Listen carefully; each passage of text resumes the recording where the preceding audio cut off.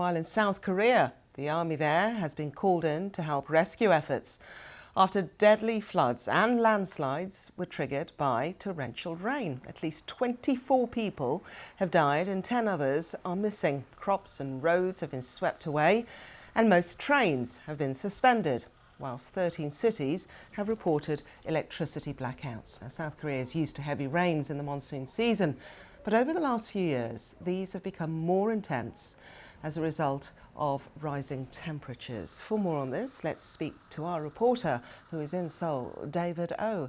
And David, lovely to have you. How is the situation at the moment? As you mentioned, the heavy rains continue throughout this weekend in South Korea, and especially in central and southern part of Korea. And reports say there have been up to 100 millimeters per hour of torrential rains, and that's quite a significant number, especially given it's considered pure in certain part of the regions. And this morning, the report said about 5 houses collapsed due to a landslide in Yeoncheon, North Gyeongsang province, which is about 200 kilometers south from Seoul. And I'm just checking the numbers, and as of 5, and this is quite growing quickly, and as of 5 p.m., according to South Korean authorities, there have been more than 20 people died, and 9 still missing, and caused by these heavy rains. And it looks like there will be, the weather forecast says there will be a lot of more rains coming in this weekend, also possibly next week. So it makes it difficult for the rescue operation to finding still missing people. David, often when we hear about flooding incidents like this brought on by unprecedented rainfall, it's often exacerbated, number one, by the geography, the physical geography being where this rain is falling, and secondly, also materials, for example, that the homes are built from. Where this rain and this flooding is taking place, is any of that relevant, any of those factors relevant? It's quite difficult to say at the moment whether it's a link to, as we mentioned, certain factors. But this week, the heavy rains continued for at least 5 days, which is quite unusual. And also the timing of rains became more quicker.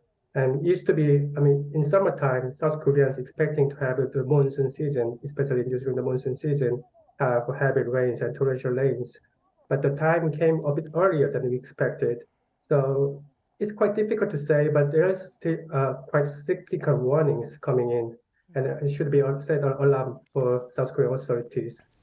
David, in terms of, we spoke to you earlier and you have said, it's difficult to attribute this specifically to climate change, but in general, the South Korean government, what have they done to mitigate events like this, or how are they themselves, what's their approach to climatic change incidents like flooding, like excessive heat? Last year, there has been a quite significant casualty caused by heavy rains and flood. So, for instance, Seoul city government have set up a plan to have, especially the houses where there's underground houses.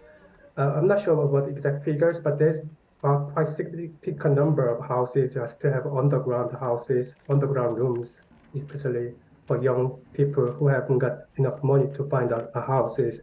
So they have set up a plan to have these youngsters to find new settlements. It's luckily that this type of rains and this week wasn't caused many damage in Seoul, but we are not sure whether it's coming to Seoul or other South Gyeonggi province or other areas causing another casualties. It's not really difficult to say at the moment. Okay, David O, live from Seoul. Thank you very much indeed. Thank you.